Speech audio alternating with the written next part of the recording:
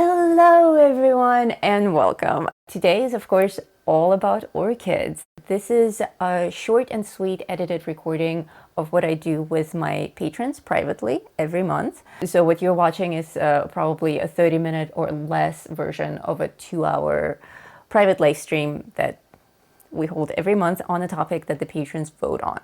So, orchids. As you noticed, I'm working on white paper today. I decided to challenge myself because for me, white is actually a challenge. I'm so used to working with hand-toned paper. And of course, my number one choice for orchids would have been to go with a warm colored tan paper, like brown, warm brown, cream, or even pink. If any of you have pink paper to color on, this would be perfect. I recorded my coloring of the first 3 orchids, so I'm going to play that for you guys, and then we'll do this main one together, and I'll share all of my coloring secrets with you. So working with the page that you have, let's first analyze it. Let's take a look exactly at what I provided you with and the elements that you can immediately use to your advantage, which of course is line work. So looking at the line work, what do you notice immediately? Probably the first thing that jumps out at you is that some of the flowers have thicker outlines than others, and that is intentional. In this picture, we have a little bit of atmospheric perspective and a little bit of background blur, which is something that we'll also be learning probably in the December stream. We're having a vote right now in the community on what effect you guys would like to learn for the Christmas stream, and so far the blurry bokeh background effect is winning. So we may be doing a lot more of these diffused backgrounds in the weeks to come. But with this drawing, we have 2 branches of orchids, and 3 of them are done with outlines that are noticeably thicker, and the rest of them are barely there. And of course, these things that I create for you for our private gatherings, they're not traditional coloring pages. They're practice pages, guide pages, what have you. So noting the line work, what am I telling you with that kind of a line work difference? What I'm telling you is that the objects that are outlined in thicker lines are more important, will have more detail, that they're probably closer to you physically in real life, whereas stuff with the super thin, hair-thin lines on the background, they're further away, they're going to be more blurry, they will have less definition, and probably less color. So on this side that I already completed, that you just saw in the lightning fast time lapse, again, what jumps out at you? The 2 orchids on the bottom are much lighter, much more delicate, even though it's the same kind of flower, so that the one on the front stands out more. So that's a really good trick when you already have the line work suggesting some things that are more important than others. You know, that's your cue for giving it more color, giving it more definition, and the things that are done in lighter, with a lighter hand, with lighter outlines, a little bit less detail there, a little bit more diffused, maybe even less color saturation. What is the second thing that you notice on this page that is already partially colored? What jumps out at you immediately about these 2 orchids that's a striking difference? How is this uncolored orchid still very, very much different from this one? Let's see what people say in the chat. The veins in the petals, yes, very good. There are definitely veins here in the petals. There are also veins suggested in the petals in the line work, but they're suggested very lightly. Line work, yes, that is exactly what I mean. The line work is gone on this orchid. Here we have clean, bold outlines, and on the one that I colored, there's no outlines. The outlines are the trick. So because we want these flowers to look realistic, this is a lesson on coloring realistic orchids, the first thing that we're going to do is we will remove all of the outlines. And for that, I'm going to use a white gel pen. I'm using this paint marker. This is 0.7 millimeter fine point paint marker. A Posca pen will of course work. I'm a huge fan of Posca pens. So what I'm going to do right now is I'm going to go over every single thick black outline, and I'm going to cover it with my white gel pen. So of course, the most obvious question here is, Lisa, why did you draw these thick black outlines if you're removing them now? Well, for multiple reasons. First, not everyone who's coloring this page is going to want to go for a photorealistic look. You may keep the black outlines, and they will still look very attractive. It will still be a fine coloring page, but we are practicing realistic effects. So for realistic effect, we will get rid of this line. And of course, the other reason is what we just talked about, the initial response to the page. With the thick lines, you, the audience, know exactly what I'm trying to tell you as an artist. I'm trying to tell you that this is a more important image, and I'm telling you that with my line work. So I'm just going over every single thick black line with my white pen. And of course, with a white pen, it doesn't have to be flawless. You can still see the line through my white pen a little bit, but the point is we just don't want it to be really stark black. So this part is really fast. Well, it's as fast as you want it to be. Of course, it depends on your pen, on how many times you need to go over a line to really get rid of that black pigment. And of course, also on how steady your hand is, because for some people it's a lot more difficult to trace these lines than for others, and that's perfectly fine. Everyone is completely unique. We all have different hands, different levels of experience, and different types of styles that we use in our drawing and coloring. So not everyone works with line work, and that's perfectly fine. Take your time, as long as you need. Okay, so now that we got rid of the outlines, let's start with the color. And I've pre-selected some lovely pinks from the Black Widow family. Again, these lessons are not about matching colors. As you guys are learning in the community, the game that we're playing, which I think I'm going to do every Tuesday now, the Match the Color game, is a lot of fun when I give you a color and you guys try to match it with any other medium and any other combination of colors. It's an amazing demonstration of how you don't need to match pencils, you need to match the color. And we all have more than enough supplies to match any color, trust me. So pick a range of pinks and reds. Going from the brightest, I have an actual red, which is, in this case, a watermelon from Black Widow. Then I have another red that's slightly lighter. This is Fire. Then I have a pretty pink from a skin tone set. I have Sherbet, which is kind of on the orangey side. And then I have this very pale, everything's sliding off because my drawing board is tilted. And I have this very pale rose color that's called Mushroom. So I would suggest pick 5 colors ranging from red to pale pink in any brand, any kind of colors. You don't need to have all the Black Widow sets to be able to do this. I'm a big fan of starting in the middle of the spectrum that I've selected. So this is Pretty Pink, and it looks like this. This is what I do every time that I draw a color. I don't rely on the names. I don't rely on what I remember about the names. I don't make color charts. I have my scrap paper, and I test the pencil, and I see if I like it. And if I like it, I go with it. So with this middle pink, what I'm going to do is I'm going to follow the suggestion lines that I have here on the page for the veins, and I'm going to outline them. I'm holding my pencil pretty far back. I just have it resting here on my 2 fingers, and I have my thumb over it.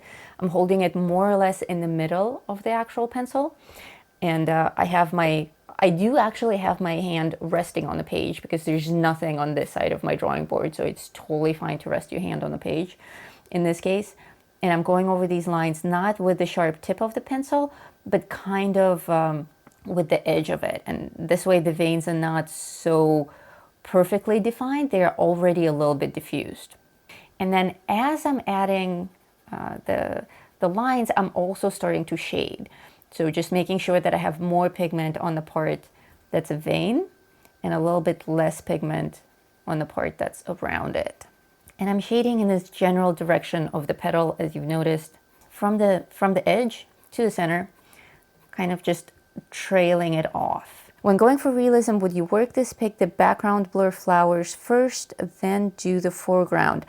Yes, actually, that's how I started. I did the background first. Honestly, it doesn't matter. I tend to start with the background if I'm doing a background at all. But the order doesn't matter. I like to start with the background so that I know what kind of contrast I'm working with. Like, it sets the mood for me. But certainly when you are going for realism, for photorealism, you do want to add the background, or at least a suggestion of a background. And of course, for backgrounds, I would suggest working with reference photography. This is done from a photo.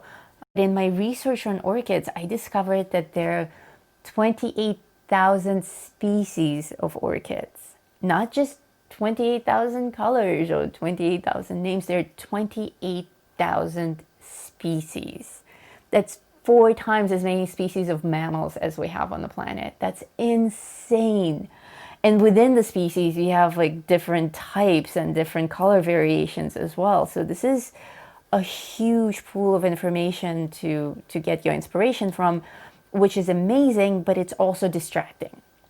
When I was looking for photo reference to work with, it took me hours. I spent the whole day looking at orchid photography, and I didn't know what to settle on because I was just overwhelmed with all the beautiful choices that were presented to me. Not just with the orchid types, but with the photography type. Like every single one was photographed in a beautiful and a creative way.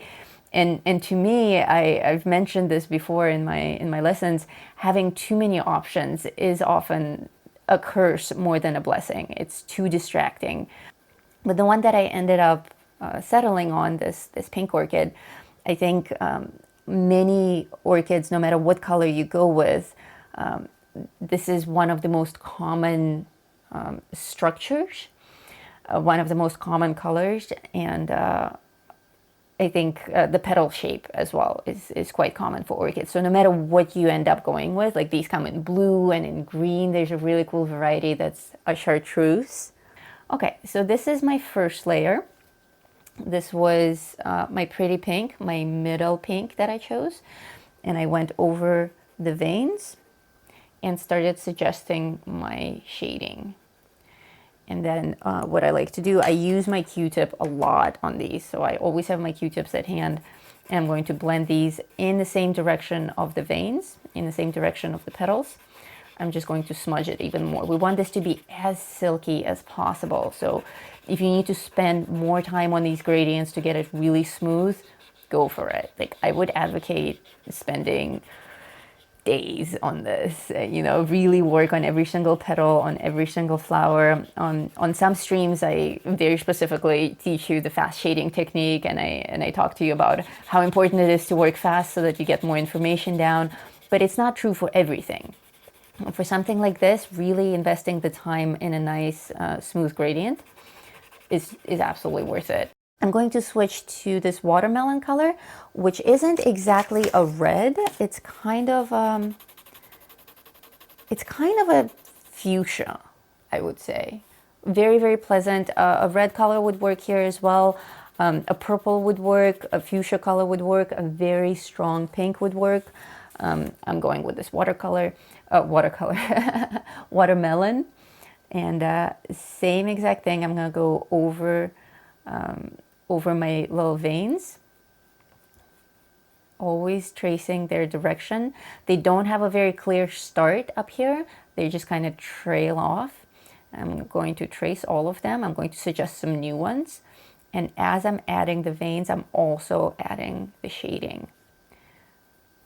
And the trick with flowers, with any kind of flower, not just orchids, is layers. You have to use those layers. It's not even a matter of I prefer layers, I don't prefer layers. Like the only way you can get this effect to be as smooth as what I've created on the left here, to look as realistic and as silky to the touch, is using layers. Again, you don't need to wait to apply the entire layer of a certain color. You can start blending it immediately. Here the Q-tip works beautifully. The paper that I'm using is actually thinner than what I'm usually working on. This is 60 pound instead of 80 pound, and just basic white Strathmore sketch paper. It's not as thick, but the texture of it is quite friendly, and it's very friendly for Q-tip blending. So 60 pound Strathmore sketch paper. It's quite good. It's not very strong for things like watercolor or even markers. I will be adding markers here, but on top of pencils later on. 1 minute. I have a sudden need for a purple color, so I'm going to dig through this box looking for one like a burgundy or a deep purple. This is a deep purple that Albert Jones decided to call lavender. Another one of those mysteries in life. This is from the Monarch set, and a very, very deep purple that's called lavender. We're blending it again. So it's like we're adding all this definition on the little veins and then immediately smudging it. And because it's pencils on paper, it doesn't smudge completely, not 100%, but it smudges enough to give the silky look to the petal. Now let's add another bright color. This is, so you see how important layers are in this case. You can't find one color that matches this effect and then just create a gradient from darker to lighter. It's the play of 3 or 4 or 5 colors together that creates the illusion of realism. So this is called Fire. This is a very classic red. This is like your lipstick red, and that's exactly what we want. But we want it only at this stage. We don't want to start with it. We want to add it when we have all the pink already established. Okay. Really liking this Fire over my pink and the purple. So you can see that it's not actually coming across as red at all. It's just taking the colors that we've already added here and making the whole thing look more fuchsia. The other purple that I was going to go with for this and changed my mind in the last minute because I decided to do everything in Black Widows. But there's a Prismacolor purple that I still really like a lot and use quite often. And I think it's actually called Deep Purple. It's a little bit of a dangerous color to play with for shadows because it's quite strong. So you do need to make sure to add it lightly and to blend it because it's quite easy to overdo things with a deep purple from the Prismacolor set, but it's a lovely color. And there's no harm in mixing your brands at all. Like I just went with all Black Widows arbitrarily for no particular artistic reason, just because it looks cool on a video to have everything matched, and this is done in Black Widows. But I mix my pencils all the time. I go by color, not by brand. So if there is a color in a set that doesn't exist in another set, I'll add it. And make sure that you're leaving this part in the center mostly white. I've also put quite a bit of dots here in my line work, and you can go over the dots with your red, or you can add your own. I've actually added quite a bit of my own here on the left. You can add even more. You can add them all throughout the petals. Okay, for my final color on the petal, we're going through all of these. This is Sherbet from the Skin Tone set. And this is, I would say that this is salmon. It's kind of like an orangey pink. And here I'm going back to my fast shading technique because we already have so many layers of color and the veins are very nicely defined. What we need is we just need to change the mood of this pink a little bit because it felt a little bit too stark to me, especially on white paper. If you're working on toned paper, you probably don't need to add a color like this because you already have the warmth of the actual paper showing through. But because this is so white and it kind of looks like a postcard or a photograph that's taken with the exposure set a little bit too high. It's too in focus, the colors are too sharp. I want it to be a little bit softer and a little bit warmer, which is why I'm adding this color. So I think that's a very, very subtle suggestion, but you can see how it's immediately changing the mood. Like somehow this flower is a hair more friendly now. I sneakily switched back to lavender at this point. I like to jump back and forth with all of my pre-selected colors and just see what needs to be balanced. So I'm looking at my flowers side by side, and I'm trying to see what this one on the right is missing that the one on the left has in terms of contrast. Because the colors are so delicate, it's very easy to just make these flowers look washed out, but with very little definition. But what I want is, for instance, on these petals, there's an area right here that you see that's clearly darker than the rest of it. And over here as well, this is a mirrored petal. And over here we have this whole band of colors where the veins are defined better and where the color is stronger. This is where the petal is actually curving. It looks more three-dimensional. So that's important to consider the overall look. At this point, I like to step back, like physically step back from my drawing and see if it still looks good from a distance, if it still comes across as a three-dimensional object, if I'm on the right track, or if something needs to be added or tweaked or made darker or made lighter. And this is that stage. This is the balancing stage, is what I like to call it. So now I see that as I was coloring, I kind of smudged some of my white gel pen off, or maybe it dried not very perfectly, but I can see some of my black outlines here. So I'm just going to go back and clean those up now that I see where my colors are and where my white petals are. So I'm going to go back and I'm going to clean those up. This would probably speak in favor of starting with the background, because if I didn't have a background at all, doing the white outlines would make things very difficult, because I would have the white edge of the petal against the white background, and that would just be very difficult to see where the flower ends. So knowing that you're going to do white outlines, I would say start with the background so that you have this edge. Like I have this green edge here, and that makes it really obvious to me that my petal is now white on the edge. So now that we have this, I'm actually going to switch to a marker. This is that same mystery Japanese marker that I used during Inktober that everyone was asking me about.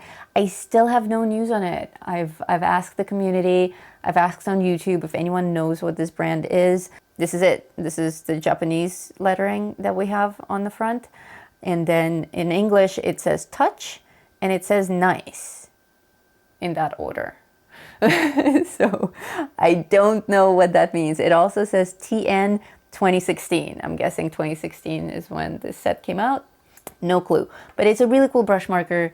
And I'm just going to use it here on this part that I want to be really highly saturated.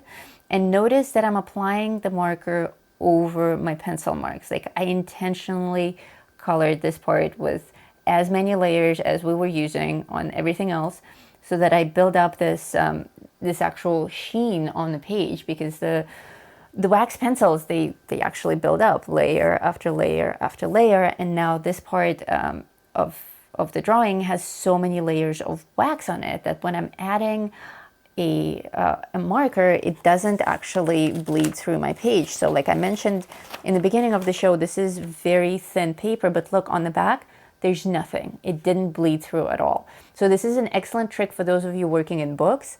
A lot of coloring books are printed on pretty crappy paper. I know, because I print them on really crappy paper, because that's all that Amazon offers us. Very thin paper, 60 pounds or less even. So markers always bleed through that paper. This is a trick for getting that to not happen. Apply a really, really thick layer of colored pencils, and then put your marker on top, and then you will have no bleed through. And because it's a brush marker, I'm able to kind of trail it off in a very natural and flower petal-like manner. Of course, any other kind of a marker will work. So what I'm going to do now is I'm going to have my Q-tip ready, and I'm going to work very fast, because otherwise the gel pen will dry. So what I'm doing is I'm tracing the edge of the petal, and I'm tracing these lines inside like this, inwards towards the center. I'll make maybe 8 of them and immediately smudge them with a Q-tip. Again, 5, 6, 7, 8, something like that, and smudge. It's like an exercise program. 1, 2, 3, 4, smudge. 1, 2, 3, smudge. This technique all the way around on the petals. So what this will do is this will take away all the final remains of the black lines that we have from the original drawing. We'll cover those entirely. And it will also create a white gradient from the edge to the center, towards the center, taking away the clean white outline that we created. Because before, we added just a very thick white line all around, and that too looked a little bit cartoony. So we just replaced our black outline with a white outline. But now it's a gradient. Now we have the same texture of white gel going in these veins from the edges inward. Here you have to work fast. There's no way around it. This isn't about comfort or or spending more time on detail. The more time you spend on it, the less it's going to work.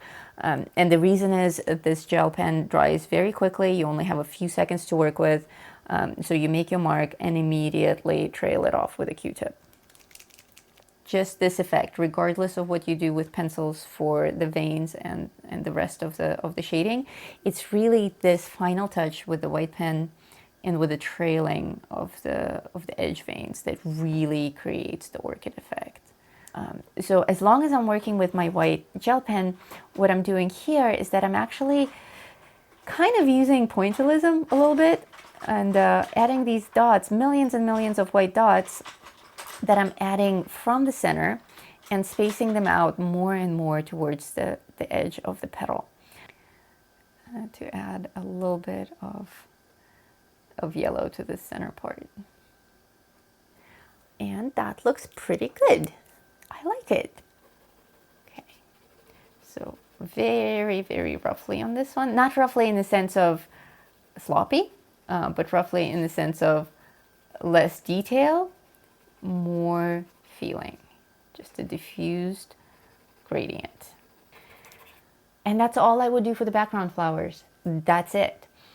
This way they're not taking attention away from our two main characters, but they fill in enough of the composition to tell us that there's more to the story. There are more flowers. And of course, it's starting to trail off into this bokeh background. Okay, I'm picking some greens. Oh, this is so scary. This is like really strong green. Okay, well, I'll deal. You guys just like to see me suffer. Okay, this is a little bit better. This is something on the gloomier side. So a nice clean outline on the branch. Then I'm going to pick a very light green color. This is called Cool Green. It's kind of like a salad green. This is from the Monarch set. Orchids, I think they tend to, especially pink orchids, light colored orchids, they tend to have very light branches, I think. Quite bright green, but very, very light. This is very close to the green that I used on the background, but it's a little bit more cheerful. So I now moved on to a darker green. This is, seriously, Albert? Sapphire? Maybe he meant emerald. But it is a gorgeous green. And I'm adding it to the center, and I'm kind of trailing off my edges because I want the edges of the stem to be lighter and the center to be darker. That's enough of sapphire. Let's use leaf green. Okay, leaf green I can get behind. I've seen leaves that are this color. So I did the edges in white. Then I did a very, very light wash of salad green color. Then we added a bright emerald green color in the center. And now we're adding a dark green. And this is a nice way that I like to make objects look three-dimensional, is instead of adding shadows to the edges and making the center light, I like to make the center darker and make the edges lighter. And that's a really cool way of lighting objects and making them really come across more like photography than your standard coloring. So here the stem all of a sudden looks a lot more interesting than if you just colored it in one solid color. Okay, and there you have it. This is just a taste of what my patrons and I do every month together. If you want to join the full 2-hour private live stream, please join me on Patreon as a Feather Wolf or a Dragon Fox or a Doodlebug. All of these tiers come with amazing other benefits that you should just go on Patreon and read about. So I will see everyone very soon. Thank you again for your time and have fun coloring. Bye!